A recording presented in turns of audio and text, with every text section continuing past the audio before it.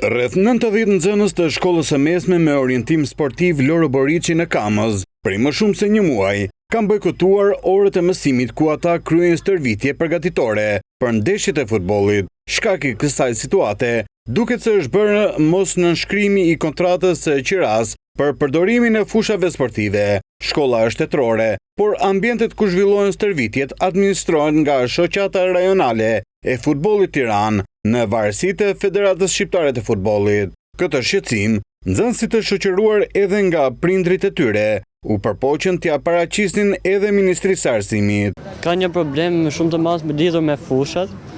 Ne kemi fushat sportive, po.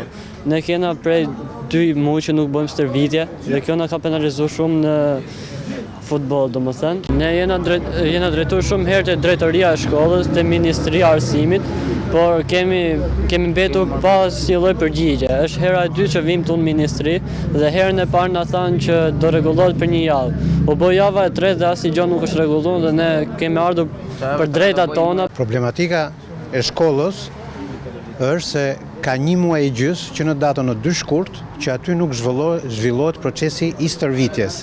Për rrjedhoj kemi dhe një bojkot nga nxënësit. Ky problem ka ardhur si pasojë se fushat e futbollit janë në prodhësi të Federatës së Futbollit. Dhe kemi 1 muaj e gjys që këta nuk po na japin zgjidhje. Ky është një ngërç që duhet të ishte zgjidhur që një shtator. Problemet që mund të zgjidhen me 2 palëve. Nuk është faj mund ta zgjidhim ne prindrit apo nxënësit. Pas këmbguljes prindrit dhe nxënësit arritën të siguronin një takim me zëvendësministren e Arsimit, Oriana Osmani, e cila ka premtuar gjetjen e një zgjidhje. Sapo dolëm nga i bashkëbisedim me zëvendësministren dhe sekretarin e përgjithshëm të Ministrisë së Arsimit, të cilët thanë që problemi jonë do zgjidhet brenda javës. Dhe është një problem juridik që ata pothuajse na thanë që e kemi zgjidhur, thjesht çështje deri në fundjavë të zgjidhet problemi jonë.